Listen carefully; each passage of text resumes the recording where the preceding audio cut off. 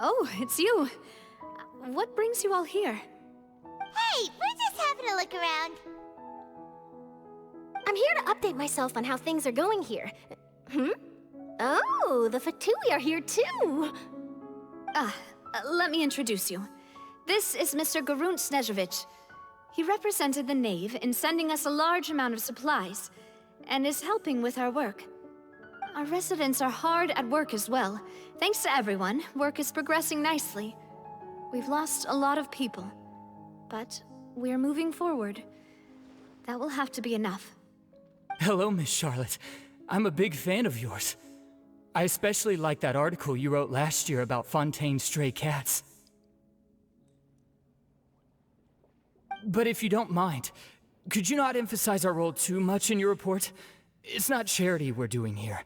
We just happen to share the same interests as the Spina. I get where you're coming from. I'll keep it as simple as possible. Or would you be willing to feature as friendly neighbors? That would be fine. Thanks! Oh, you're back too. How are things? We finished laying down the construction materials. It'll be another hour before the workers are able to go over there. Huh? You're here too, Clarant? Well, her reputation's greatly risen after that whole duel business with Miss Farina, so she's here in Poisson to wait out the heat. All right. She really came here to help me out. There's too much to consider in the reconstruction of Poisson. The Spina has need of more decision-makers. And, well, I do already happen to be connected to Mr. Callis. Oh, wait just a moment. Do you mind me asking a few questions? You know, about how you felt before the duel, about what it was like facing down a god. There's lots of exciting material there, I bet. Forget it. I'm sure you can find a better theme than that, Miss Charlotte. I see you're the same as always. Couldn't you do me a favor, for Navia's sake? Well, if we're talking about doing things for my sake, you might as well just take a few more photos of me. Or of the Traveler. It's better than wasting time persuading Chlorand, at any rate. Of course I will. I'm not gonna let her off that easy. All right, then everyone who wants to be in the photo, gather up. And smile.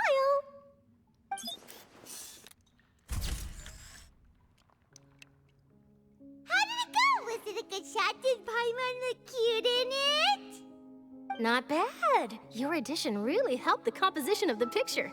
All right, hang on a moment. Let me snap a few more shots.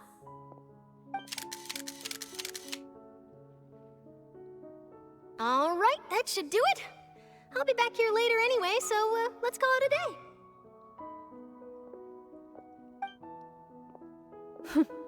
You're very quick. Speed is of the essence when it comes to the news, and freshness is the key. Also, not to brag, but I'm pretty good at building connections. Who knows? I might eventually get that interview with you after all, Miss Chlorand.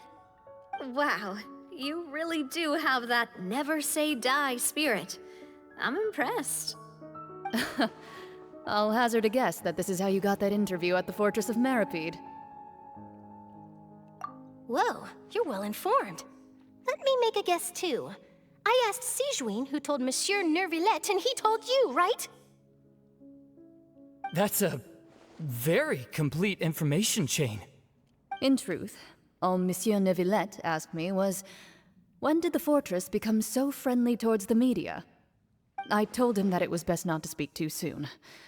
There's no guarantee that Ridesley will make a personal appearance. You're right. I've got to treasure every moment I have with them.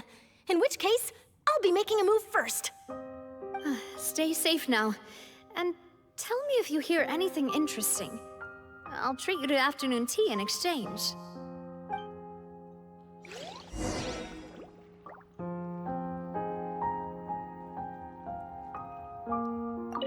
You seem curious about the fortress. Of course.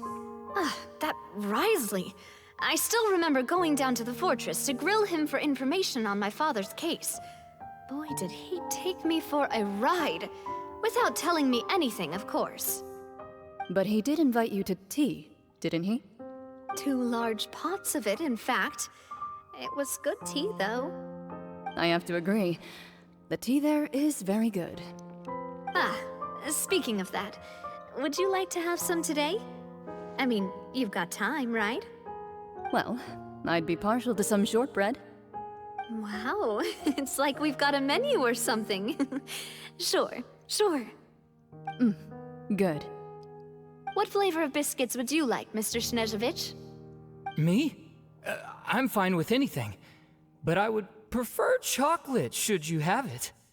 All right, leave it to me. I'll go over the newly arrived supplies with you later, Mr. Snežević. We should be able to finish the preparatory work today. That works great for me. Is it just me, or did you get a new lipstick? I did. It was a gift from Sigewin. Want to give it a try? I think the color would suit you, too. Wow, guess we're here again, huh? There's a real nostalgic feeling to this place. Looks like you've been missing us. Duke! Did you come all the way to the entrance to greet us? Of course. I'm here to welcome you and our dear Miss Charlotte, whom our good head nurse recommended to me. It's an honor to finally meet the much-rumored Duke. Thank you for consenting to my visit to the fortress, sir. No need to thank me. But that said, I shouldn't be the focus of your interview. I trust you recall our agreement?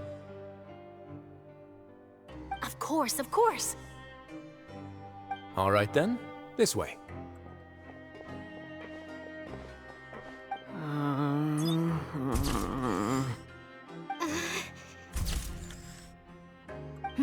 Hey, no need to be so nervous. I've already taken all the photos we need.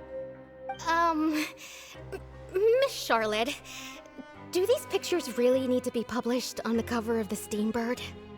It would seem that Miss Lorvine doesn't want her face to appear beside that of Mr. Jurier, Sir, please don't say things like that. But it looks like dear Mr. Jurier denies it. Might this interview be very important to you then? No, I just... This is my first time being interviewed, and I'm very thankful to the Steambird for... Now, I might not look it, but I actually did meet Mr. Edwin once. And I'll be honest, I enjoyed chatting with you more. You've definitely got more of that genius vibe going on. The boat that brought about a miracle, the ark that saved the people. Why, you recreated a myth back there, like an emissary of legend. Still, if I might ask, where's that flying ship now? Huh! Looks like Charlotte's trying to get herself another exclusive scoop. I have to apologize, but that ship is presently in the bowels of our factory. I'm afraid it won't be easy for you to get a shot of it. Really? Well, then in that case, could I have an interview with you to make up for that loss?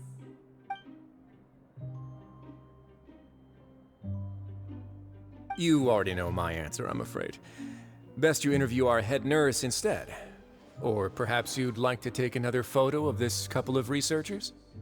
Did you really have to use the word couple? Well, then, 2 solo photos will do. Is my hair messed up? Please, someone help me have a look. Things sure are getting pretty lively here. We've seen this kind of thing before. Oh, seems like everyone's here. Would any of you like to try this new drink I came up with? Ah, Sigewin. Hey, Miss Charlotte. Why don't you, take some pretty photos of our head nurse? Sure. Come on, Miss Sigewin, over this way. Let's find a brighter spot. Huh? Sure. Do I have to smile? So, how have things been at the fortress?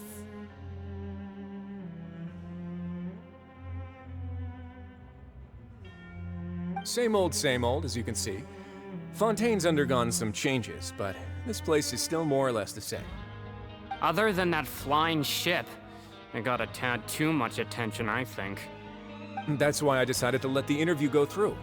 We should direct more public opinions toward the behind-the-scenes heroes. Am I right, Mr. Jurier? Miss Lorvine? You're too kind, sir.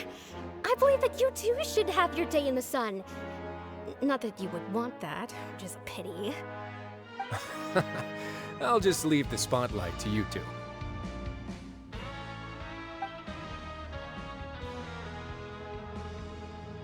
I see. Lots of things happened that day, huh? Anyway, regarding that Harbinger, I'm not sure you remember, but his 3 young followers are still waiting for his return. He sure did win them over, huh? I'll tell them that there's good news and bad news. The good being that their boss seems fine, and the bad being that they must face extended sentences for abetting his escape. Oh, actually, what about you? Are things gonna change for you too? What change can there be? The fortress will keep chugging along, and so will my duties. As to what Miss Farina's departure will mean for the nation, and if our laws and governance will be transformed, we'll leave those to the folks in the overworld. Hey everyone, the photo shoot's done. Good. In that case, let's call it a day here. Thanks for your cooperation. Come on, Traveler, let's go. Till next time, everyone. There'll be a next time? Maybe. Who knows? I might write a story about the underwater factory next time. Until then. All right. Last stop, the docks.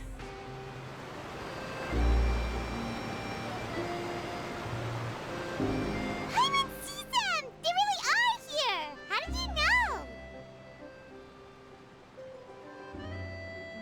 Navia mentioned that she stayed in touch with Linny and the others after working together.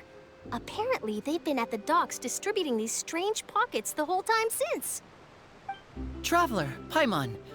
Ah, and Miss Charlotte, too. Would you like a magic pocket? What sort of gadget is it? It's a wondrous bag that can be used to carry many things. The water level has returned to normal, but if you see any of your things floating around, you can use this to carry them. Or you could trick a friend into doing it for you. Trick a friend? I wonder which of my friends would fall for that.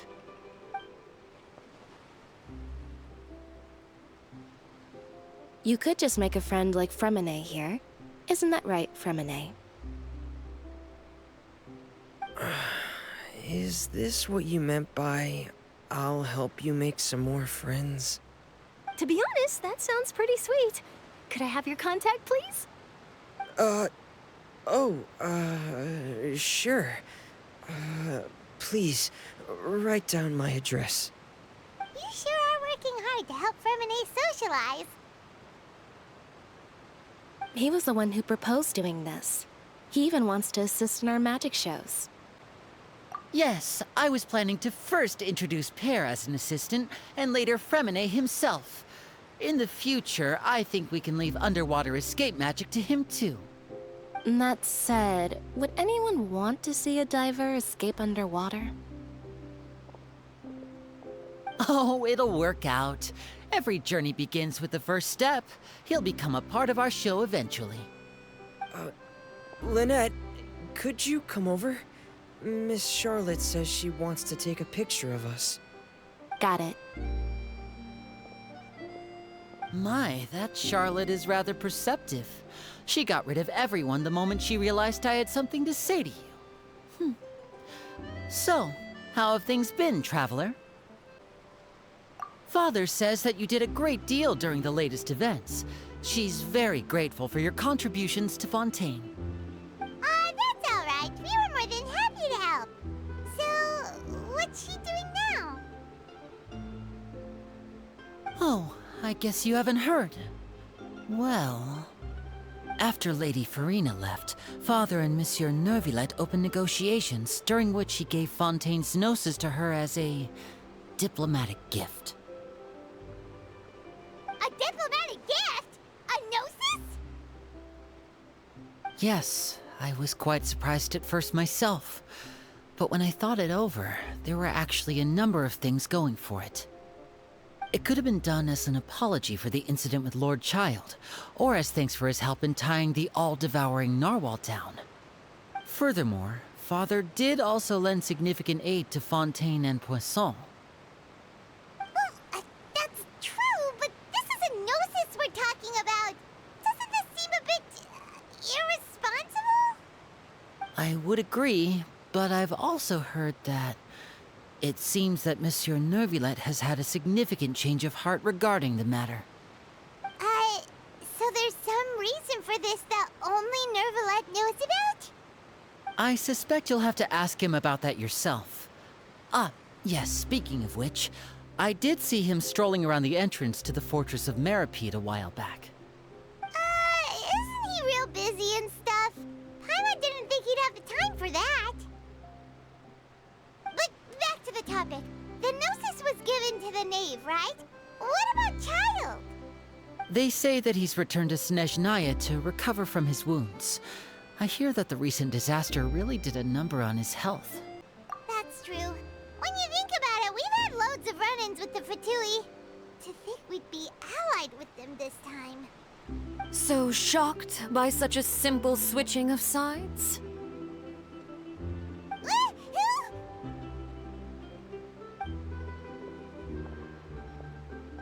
Father! Well, what do you know? Come to the docks to see how my children are doing and meet the Traveler by chance. Please do not pay my accomplishments in Fontaine too much mind. I would have done them regardless. Are you going to take the Gnosis back to Snezhnaya? That is our duty as Harbingers, yes. Don't be too preoccupied with sides. The goal of the Fatui concerns not a single place or person, but the entire world. With such a grand goal in mind, it is inevitable that we must wear many masks. Switching my masks is something I've always done. Well, that depends on many things. No one truly knows what the future holds. What good is honesty if you can't rely on it forever? As for you, I very much look forward to our next collaboration.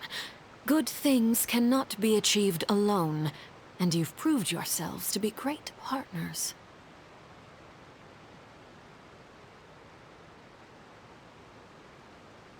A vision? All right. I'll remember to return it. Thank you for keeping it safe for him this entire time. And that's a wrap for me. Huh? You're... Greetings, Miss Journalist. Hello. If I'm not mistaken, there are diplomatic channels I'll need to report to take a photo of you. That is correct. So forgive me, but I will not be able to serve as a subject in your article. However, feel free to write as much as you'd like about our dear magicians and our upcoming rookie talent. I will. The sea breeze is quite pleasant. I shall continue my walk while the weather remains so agreeable. Farewell. Farewell, Father. Oh, she has such an intimidating presence. I didn't even dare to take a picture. Thankfully, I've already wrapped up all my pre-scheduled interviews. Thank you all. This'll be more than enough for me to write about, I'm sure. Don't be too nervous. Why don't you take a magic pocket before you go? Here, Traveler, Paimon, you take one too. To move things about? That's right. Funny. I was giving out magic pockets when we first met too. And what do you know? I'm doing the exact same thing right now. So many things have happened, but the pockets are still the pockets. I guess this must be life. We will all follow our own paths, and serendipity will lead you to your fated friends. All right then. We'll be handing out pockets in some other districts later, so we'll get going now. Have a good day, you two.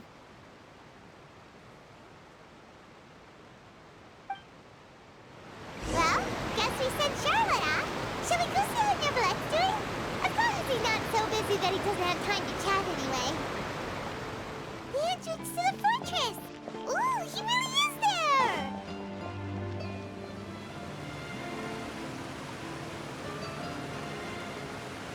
So, you really are here, Nervalet! Paimon didn't think you were going to have free time this hour of the day. Really? Oh, I suppose you must have met Mr. Linney. He took the time to greet me earlier when he passed this way. In any case, you came at a good time. I was just considering reaching out to you to set up a meeting, so I may explain some things that I haven't had the time to before. Aw, Paimon's glad being busy and all. Alright, let's have it then. How was Fontaine actually saved? The whole business is still quite the mystery to us. It is strange how words can often leave a bitter taste in the mouth when it finally comes time to say them out loud.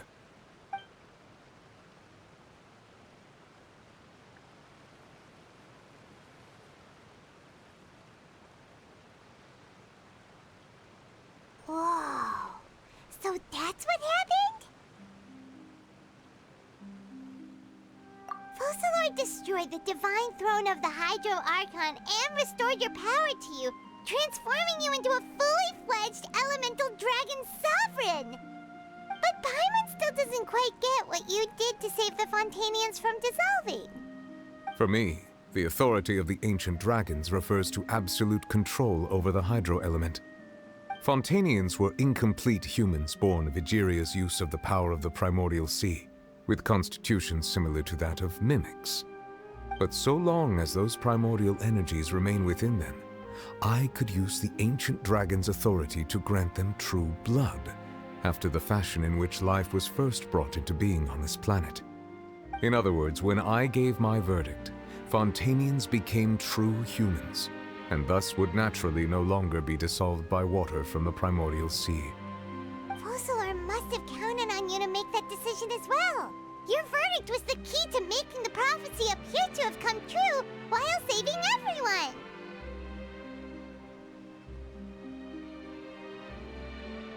Yeah, and in a manner of speaking, Focalor finally managed to fulfill the original Hydro Archon's wish to turn Oceanids into real people too! It seems from your expressions that you still have more things you wish to ask.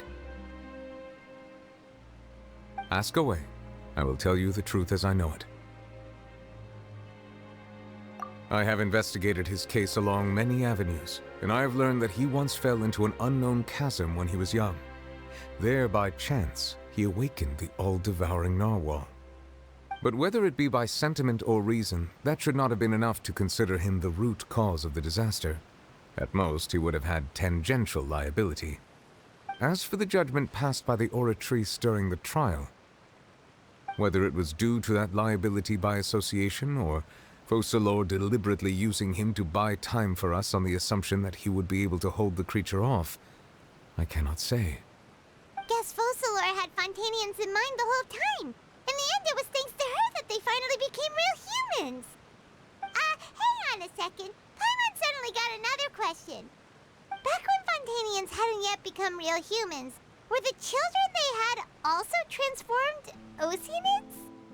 Life has always flowed like water. Do you recall how Fontanians would often come to the Fountain of Lucine to pray for children? Yeah, Lynette said the fountain is where all the waters in Fontaine converge. In truth, even those couples did not know that such prayers were no mere custom, but instead a form of ritual. Those Oceanids who were blessed within the spring water would later descend as new humans in the coming months.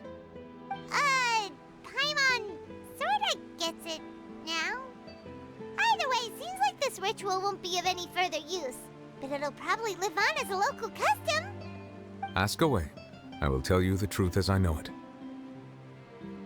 Yeah, about that. Risley said Farina has already left. What's that all about? Ah, Lady Farina. The people are only aware that her death sentence has not been carried out. She abdicated the post of Hydro Archon and left affairs related to that title to me, before leaving the Opera House. I related Focalor's words to her faithfully and completely. After hearing them, she seemed neither saddened nor comforted. She simply said that she was tired and needed to rest. Having said that, she then packed her things and moved out of the Opera House, not unlike how an ordinary person might. But she's still got a place to stay, right? You need not worry. I will make arrangements to ensure that she will not want for food, clothing, board, or travel. In truth, I am somewhat happy for her. The wear and tear on her spirit will, of course, take time to heal. But now that she no longer has to play the role of Focalor the Hydro Archon, she can finally lay down her burdens and lead a normal life. What about you then? What are your plans now that you've regained your full powers as the Hydro Dragon. After Focalor passed on, the Oratrice also ceased to function. This matter will directly affect our trials. After much careful consideration, I've decided to take over its role in our courts. From now on, I shall hear cases and pass verdicts by myself. Looks like you're still considering stuff from the perspective of the Udex, huh? As an elemental dragon, there are indeed many things that I must do. But this power and this duty, in a manner of speaking, you could say that both were granted to me. As such, before I attend to my other responsibilities, I must first and foremost continue to serve Fontaine as its highest judge.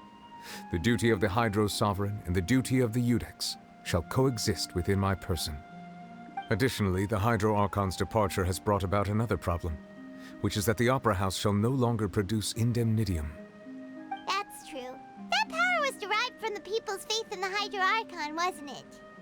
Wait, but the various mechs and machines in the city are all still okay. Where are they getting their energy from? As I am now, I have full command over New Musia, and it can serve as a complete substitute. Another reason why I cannot quite leave Fontaine immediately. Wow. This ancient dragon's authority stuff is really quite useful, huh? Ask away. I will tell you the truth as I know it. Oh, that's right! They say you've given it to the knave as a diplomatic gift or something! Leaving aside their intentionality, the two Fatui Harbingers have indeed done much for us during this crisis. Their sole remaining goal in Fontaine, at least at this point, would seem to be the Gnosis. The Oratrice has ceased to function. The Hydro Archon's divine throne is now no more, and I do not need the Gnosis's power. As such, it has lost all meaning for Fontaine. If the Fatui have impure designs, then we might as well accede to their request now, and avoid unnecessary conflict. What complicated considerations! Paimon thought you were just giving it to them out of gratitude to the knave and as an apology to Child. Ask away. I will tell you the truth as I know it. You will soon be heading to Natlan, I presume. I'm afraid that I have little talent as a travel guide, so all I can do is tell you what I know about that land. As far as I'm aware, Natlan can be said to be a nation of dragons. A nation of dragons?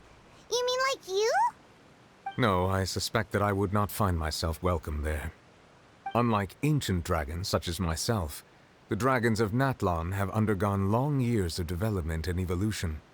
Large numbers of them have entered a form of coexistence with humanity. Natlan is also the nation of war. War ravages those lands like an undying flame. There is one other piece of information I got incidentally from my negotiations with the Knave that I believe may be useful to you.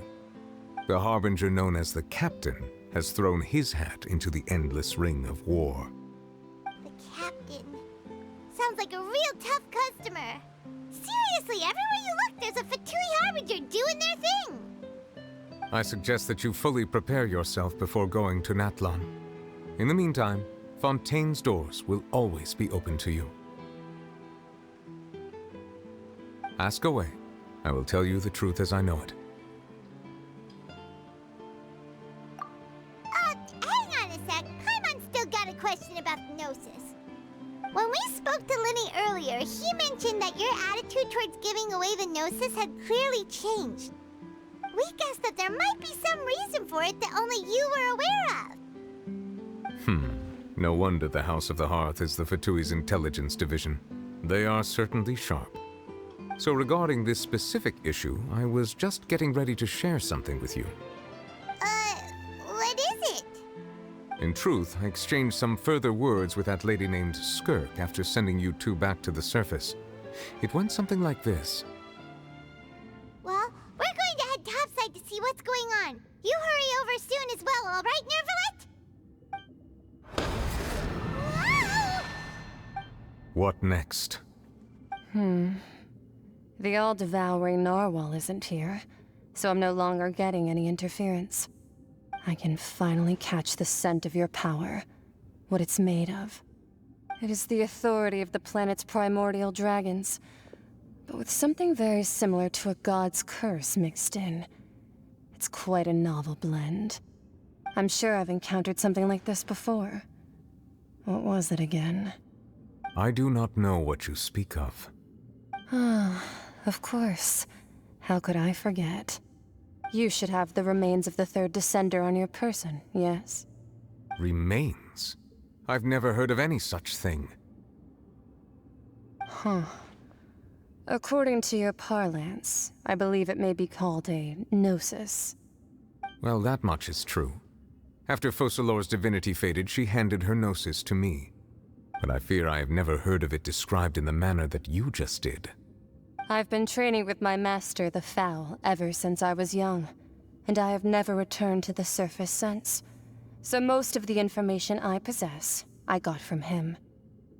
It is only natural for those who are greater than humanity to possess a different sort of common sense, which is why there are so many problems in our attempts to communicate with humans.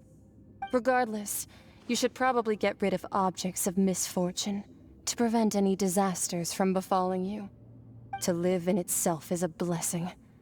But once a person dies, the bonds he once had with this world shall all turn to curses. What do you mean by that? No need to fret. These are just my personal thoughts, and my reason for no longer wishing to return to the surface. This third Descender you refer to, who are they? And when did they die? Master never mentioned them to me. Perhaps it just wasn't that important for me to know. If you're interested, though, I could ask him. I'll be sure to pass the answer on to you next time. Next time? You believe we will meet again? I do. Wait. I have a disciple of my own, don't I? He can be the messenger then? That's what she told me. Whether it would prove useful or not, I wanted to pass that information on to you. The remains of the third Descender? So that's what the Gnosis actually are. Paimon just thought they looked like chess pieces. How could they be a person's remains? All the same, assuming that there was no misunderstanding or special metaphor at play, that is what she meant to say. And she said that it would bring misfortune and that you should check it, which is why you gave it to the Fatui. If she speaks the truth, then I would simply be putting Fontaine at unnecessary risk by keeping it here.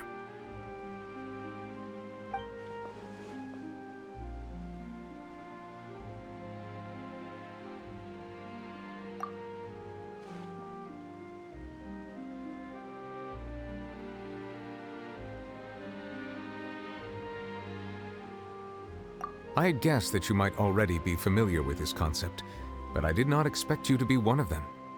That means that the Gnosis, which are exceedingly element-compatible and can even enhance elemental abilities, do indeed come from the third Descender. I wonder, does your body also possess similar properties? Like being able to use elemental powers without a vision. That does sort of count as special compatibility, right? No, let's not think about this stuff right now.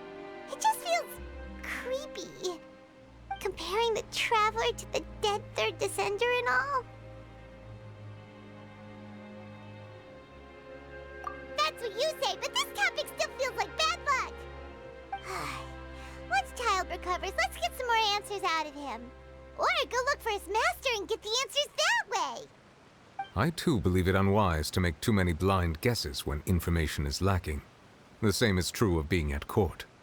All right. Whatever the case, it seems like the crisis here in Fontaine's over for now. Yes.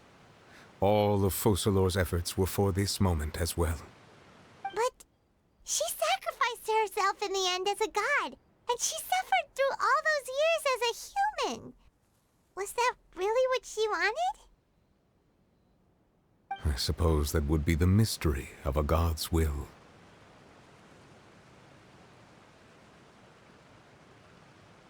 I suspect not. But once in a while, I too would guess that if wishes were like the clouds in the sky, they will one day return to the earth as raindrops. Life flows like water, and rain is the final answer. The water levels may sometimes tilt one way or another, but the rain falls fairly upon all. And what, ultimately, is the difference between the rains that fall upon all of us?